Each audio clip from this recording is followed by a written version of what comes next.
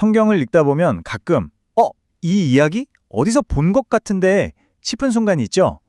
오늘 다룰 이야기가 바로 그런 경우입니다. 수천 명을 먹인 그 유명한 기적 이야기요. 하나는 오병이어, 또 다른 하나는 칠병이어 사건인데요. 근데 이상하지 않아요? 왜 거의 똑같은 이야기를 두 번이나 들려주는 걸까요?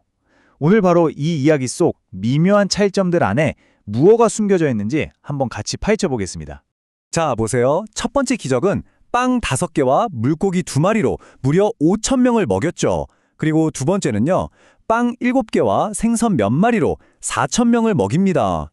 와, 진짜 비슷하죠? 이건 뭐랄까요? 그냥 숫자만 살짝 바꿔서 재방송하는 느낌이랄까요? 그러니까요. 도대체 왜 그랬을까요? 왜 거의 똑같은 이야기를 굳이 두 번이나 기록했을까요? 이게 그냥 실수로 두 번 쓴 건 아닐 거 아니에요. 바로 이 반복된다는 사실 자체가 우리에게 던져지는 엄청난 힌트인 거죠. 성경이 우리한테 뭔가 정말 중요한 걸 말해주고 싶었던 게 아닐까요? 자, 그럼 이제부터 본격적으로 한번 파고 들어가 보죠. 이 이야기의 진짜 재미는요, 어디가 똑같은지를 보는 게 아니에요. 오히려 어디가 다른지 그 작은 차이점들을 찾아내는 데 있습니다. 마치 퍼즐 조각 맞추는 것처럼요. 그 조각들이 다 모이면 와 하고 그림이 완성되는 거죠. 이 표를 좀 보세요. 정말 흥미로운 차이점들이 보이기 시작합니다. 일단 장소부터가 달라요. 첫 번째는 유대인들이 사는 동네, 두 번째는 이방인들이 사는 동네에서 일어났고요.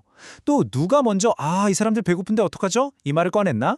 처음엔 제자들이었는데 두 번째는 예수님이 먼저 걱정을 시작하세요. 그리고 이게 진짜 결정적인데요. 첫 번째 기적에서는 예수님이 제자들한테 딱 하고 명령하시거든요. 너희가 먹을 것을 줘라. 근데 두 번째는 그런 말이 싹 사라졌어요. 그런데 진짜 우리를 당황하게 만드는 건 바로 제자들의 반응입니다. 두 번째 기적이 일어나기 직전 그들이 뭐라고 하는지 들어보세요. 이런 외딴 곳에서 이 많은 사람을 먹일 빵을 어디서 구하겠습니까? 뭔가 이상하지 않으세요? 아니, 잠깐만요. 이 사람들 바로 얼마 전에 훨씬 더 적은 빵으로 5천 명을 먹이는 걸 자기들 눈으로 똑똑히 봤잖아요? 그 모든 걸 처음부터 끝까지 다 지켜본 사람들이 어떻게 똑같은 질문을 또 할 수가 있죠? 이건 기억상실증에 걸린 것도 아니고 그 엄청난 경험이 그냥 머릿속에서 포맷된 것처럼 보여요. 이게 그냥 제자들이 참 멍청했네 하고 넘어갈 문제가 아닙니다. 여기서 중요한 포인트는 그들이 잊어버렸다는 거예요. 그것도 그냥 잊은 게 아니라 까맣게요. 사실 이건 제자들만의 문제가 아니라 바로 우리 모두의 문제일 수 있다는 거죠. 우리는 정말 대단한 걸 경험하고도 거기서 배운 교훈을 완전히 내 것으로 만들지 못하고 너무나 쉽게 잊어버린다는 겁니다. 이 점을 아주 잘 보여주는 농담이 하나 있어요. 어떤 목사님이 이런 농담을 하셨대요. 성도들은 설교를 자주 잊어버려야 돼요. 그래야 목사가 다음 주에 할 설교 준비하기가 편하거든요. 이게 그냥 웃자고 하는 소리 같지만 생각해보면 좀 씁쓸한 진실이 담겨 있죠. 아무리 대단한 기적을 봤던, 눈물을 펑펑 쏘는 설교를 들었던, 그게 우리 기억 속에서 사라지는 건 정말 한순간이라는 거예요. 자, 그럼 여기서 질문을 우리 자신에게로 돌려보죠.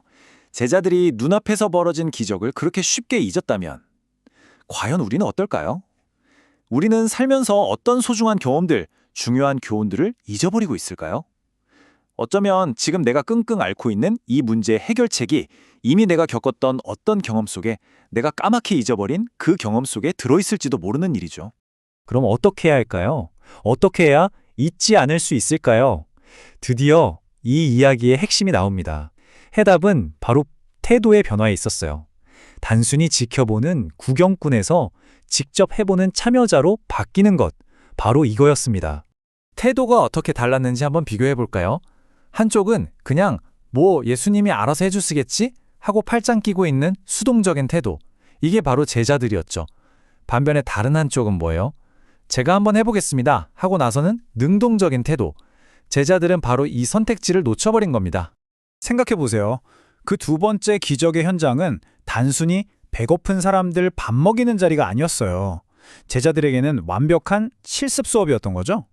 예수님이라는 최고의 스승 옆에서 기적의 빵 만들기 기술을 직접 전수받을 수 있는 절호의 기회예요.